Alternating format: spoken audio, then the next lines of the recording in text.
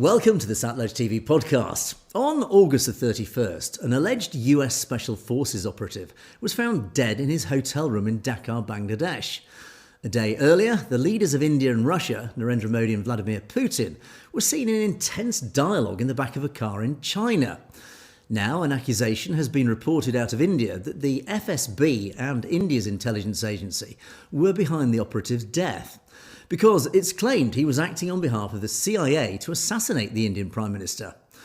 Could this allegation be true? Is it feasibly possible that the US administration would, or even could, sanction such a seismically significant plot against another world leader? Well, to help us get a feeling of the US government's reaction to such an allegation, I'm joined today by former Congressman Trent Franks.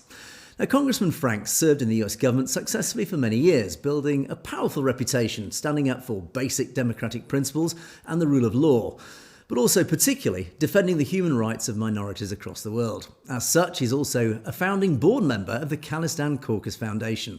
Congressman Franks, welcome. Thanks so much for joining us once again.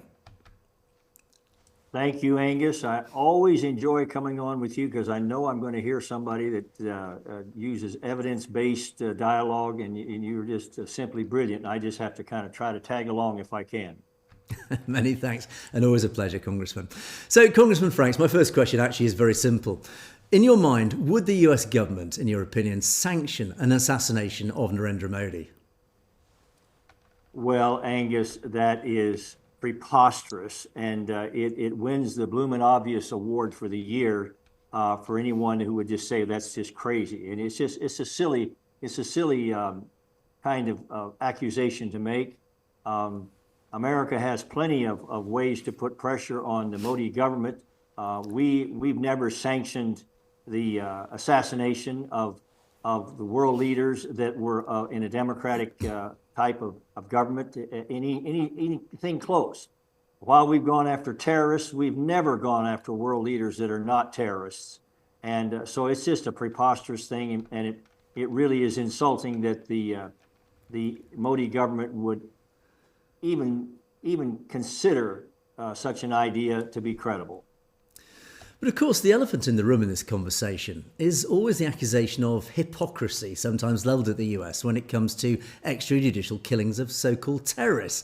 Now, the US has extrajudicially eliminated terrorists by, for example, drone strikes in the Middle East or, well, even more recently, Venezuelan drug runners in the Caribbean. Does the knowledge of this policy then gift ammunition to Hindutva forces in India to enable them to make such an accusation against the CIA over a potential Modi assassination? Yeah. Well, I mean, I would just say, sort of echo your own perspective, your own preface.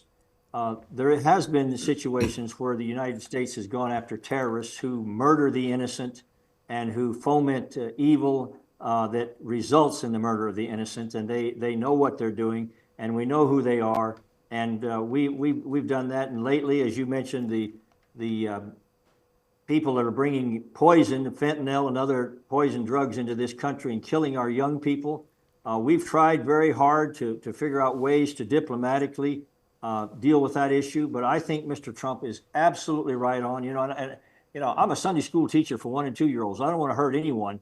But when you see drug dealers bringing in drugs that they know will result in the death of thousands of young people, we've warned them that they need to stop doing that. And now we're saying, if you do that, you take your own life into your hands, and we will blow you into the next galaxy if that's what it takes to protect our innocent citizens. And that's what government's for, is to protect its citizens. So I make no apologies on behalf of the Trump administration or my own perspective that we're taking out drug dealers, and I think that they should be forewarned that this is just something that we're committed to going forward. So they need to make other arrangements for their operations. Maybe they should get into real estate or something along those lines. Now, related to this notion that the Indian government would accuse us of essentially extrajudicial killings of people based on their religious or political perspective, I think that's a really silly notion for the Modi government to entertain, given the fact that they haven't defended themselves well against much more credible charges against their government. We have a lot of unanswered questions that point to the potential of the Modi government being involved in some way in extrajudicial killings across the world based on religious and political differences. And so they need to clean up their own house before they start making preposterous claims against the United States. Okay, well, Congressman, well, let's dive more into the specific details of this accusation. It's clear that a narrative has been spun together by cherry-picking the very sparse existence of facts. And one of those facts is that this supposed Special Forces operative, a guy called Terence Arville Jackson, was based in Dakar. And he allegedly was found dead, well, he was found dead on August the 31st, but this followed a known meeting between Putin and Modi in China the day before, where they were said to be seen in intense discussions, as I said in the introduction. So, well, let's take the first supposed facts. I say that the facts are very few and far between on the ground on this. But this supposed fact, an alleged Special Forces operative in Dakar, his reported presence in Bangladesh was supposedly to help train Bangladeshi military forces. Does that sound to you a plausible story?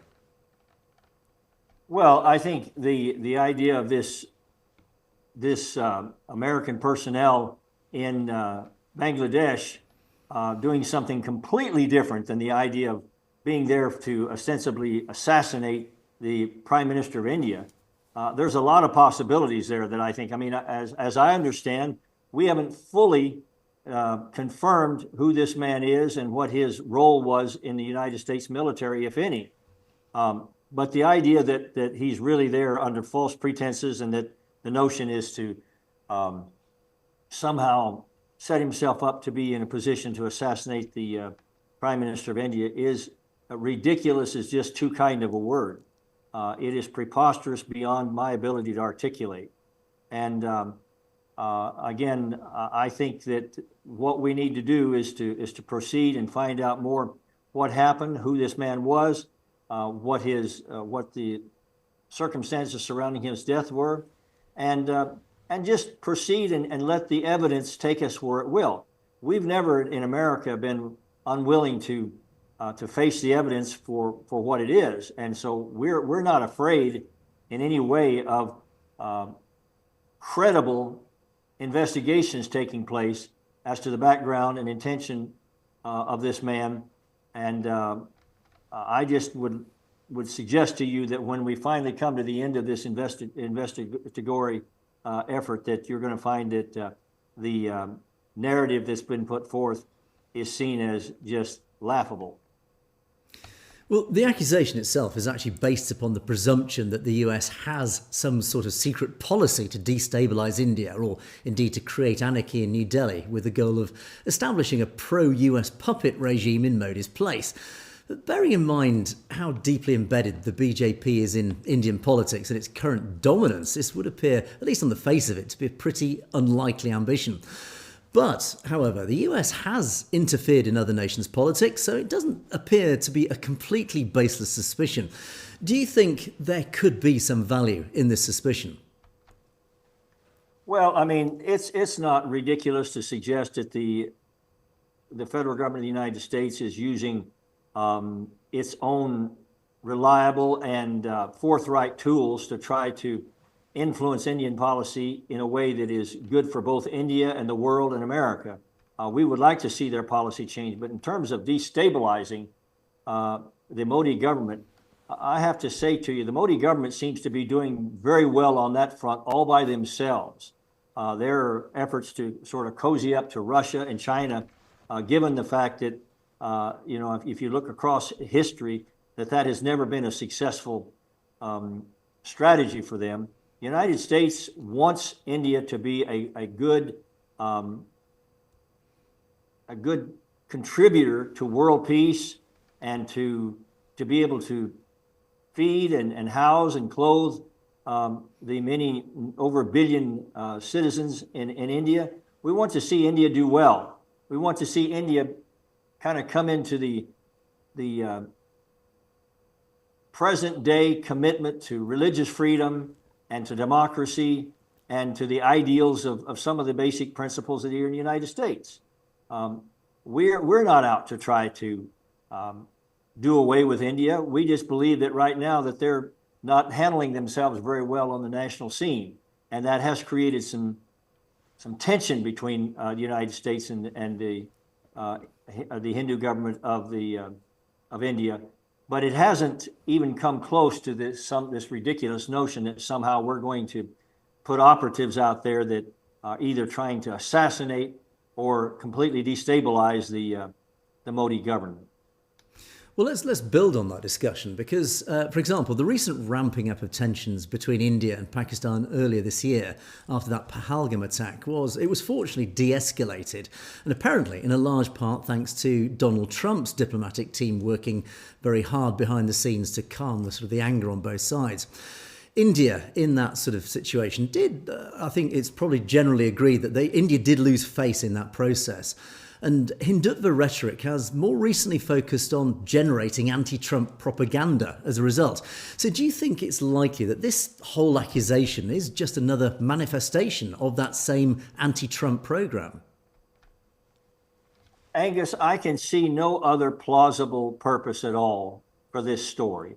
It's just kind of a backhanded attempt to somehow degrade people's trust in the United States. And the bottom line is that the United States doesn't wish India evil. We don't wish the Indian people evil. We want very much for the Indian people to be able to rise up and take a hold of their government and to be able to lay hold on life, liberty, and property like we have such a commitment to in America. We want them to be free and to be able to pursue their dreams. We want all of those things for India. But unfortunately, the Modi government seems more committed to sort of a heavy-handed, almost dictatorial perspective in government. And they've really, I think, acquitted themselves very poorly on the national scene. And so, yes, we have some criticisms of the government of India, but we're not out to kill Modi or anything like that. That's just stupid is probably a more simple but more accurate word. And I think that this is just, unfortunately, some operative there in India trying to make a story and to try to insult the government of America. And it's not working very well because right now India is losing a lot of credibility in the world. Well, it does actually lead on to, I suppose, a bigger question, really. And we do know that the US and indeed the West as a whole has been working overtime with this sort of carrot and stick approach to India to try very hard to persuade Modi to align more closely with the democratic West, to drag it away from being seduced into that sort of authoritarian side of China and Russia, etc.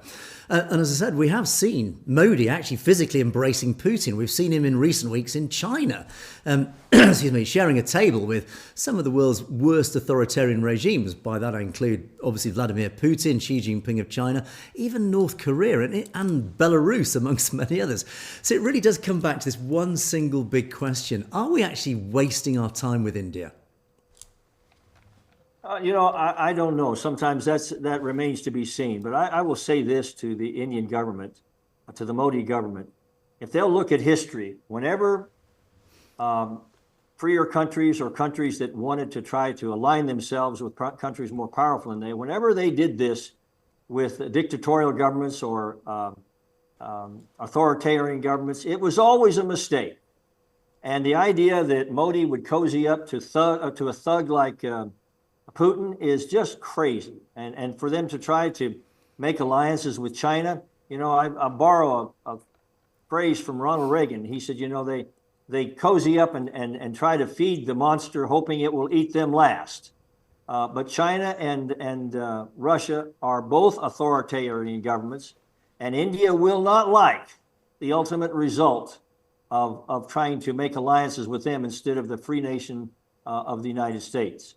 And I don't know why they have to continue to repeat the same mistakes of the past, but the reality is the evidence is very clear. The United States has no desire to dominate India. There are a lot of things we'd like to see happen there. We'd like to see a freer Indian people. We'd like to see human rights respected. We'd like to see religious freedom respected there. But the United States is not trying to dominate India, and we have no intention of doing anything to bring in assassins into that country. I wish India would give us that same commitment. And the notion that India is somehow going to be bettered by cozying up to a thug like Putin or to someone like Xi is something that will, I promise you, in the long run, be manifested for a really terrible policy. But ultimately, and I suppose realistically, until this Hindutva control over Indian politics is removed, India will never fully align with Western democratic values, and the nation's minorities will remain forever oppressed and disadvantaged. I think that's almost undisputable now.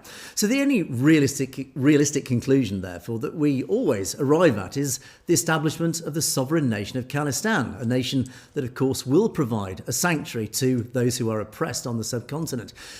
Do you think that the US government would support this concept? Well, I think there's every reason for us to support the establishment of a Khalistani province there, and that it would be better for the whole world. It would be better for India. It would be better for the people of India. It certainly would be better for the people of Punjab.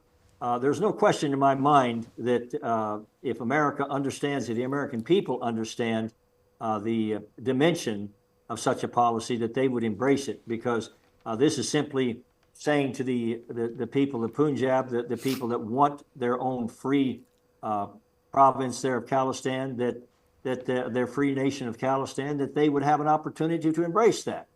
And so I just am deeply committed to that personally, of course, but I also believe that it will eventually become a policy that will be popular in America politically, and that our leaders will see the importance of doing that. Because you mentioned a fundamental, foundational, core issue that is sometimes it's just hard for us to articulate. But if the Hindutva is in control, if they are the primary influence in in India, then the bottom line is that we're always going to have sort of the vestiges of the whole caste system that does not recognize each person as a child of God and equal in his sight. And when people of a nation have different value system, or when they have different values to the government, when the government sees one as persons to be held up in a lofty position, and others to be demeaned to a position of almost non-humanity, that will never work in the long run. The bottom line is that, you can attack America for what you will, but the bottom line is that we see everyone in this country as having equal rights. And we believe that's been the very core of our founding document, that we hold certain truths to be, we hold certain truths to be self-evident, that all of us are created, that we're children of God, and that makes us equal.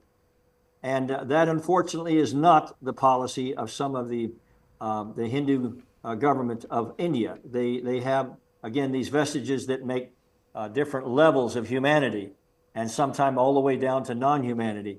And it will never work in the long run. And it's a hard thing to say, because I know that when people have dedicated themselves to that ideology for generations, that it's difficult to dislodge that. But sooner or later, if we do not see our fellow human beings as equal in the sight of God and as brothers and sisters rather than less than human, if we don't gravitate toward that end, we will continue to have all of the dissimulation and tragedy that we see in the world. And as a final question, Congressman, I just want to take the opportunity just to ask one question about the geopolitics of that particular region. Of course, we do know that Pakistan and India are both nuclear powers, and that recent rise in tensions that happened post-Pahalgam was just another disturbing reminder that this region still holds one of the most likely future nuclear flashpoints. I think it was even Bill Clinton himself who recognised it during his term, that it was the most likely place for a potential future Armageddon, God forbid. So if and when Khalistan is established and its proposed boundaries will sit squarely as a form of buffer zone between these two nations, do you think the birth of this new Sikh nation would also provide this permanent solution to keep these two warring nations apart and hopefully avoid a future Armageddon? Well, the Sikh nation, if they can be established there, I truly believe it will bring a great deal of stability to India and really to the world based on what you just mentioned. This flashpoint that exists right now with both sides having nuclear weapons capability is very dangerous. I served 15 years on the Strategic Nuclear Forces Committee in Congress. And let me suggest to you that one of our great concerns was that somehow there would be a nuclear exchange between Pakistan and India. And it was, clear back in the days of Musharraf, we were concerned that maybe some of the radicals within the military in Pakistan would kind of get into some type of contention with some of the radicals in the India military, and that someone would push the wrong button, and that it would begin in a very serious situation to be a danger to the world. I can't express to you how important I think it is for us to do everything that we can to bring any point of stability to that process that we can. And yes, I believe that a Sikh nation, a Khalistan in India, in the Punjab region, would do wonders for India and wonders for that problem. Because so much, if you look at the ideology of some of the Khalistani adherents, it's very much, very similar to the United States ideal that all of us are created equal and that we have the right to live and be free and pursue our dreams. And that's something that if we can sow into the seeds of India, will be a blessing to that country and the whole world. It's a great point to finish on. Congressman Franks, it's been an absolute pleasure as always. Thanks so much for joining us. Well, thank you, Angus. You always do such a great job, and I wish you the best, my friend. Bless you. Thank you, Congressman. And thank you for watching the Sat Loads TV podcast. We will see you next time.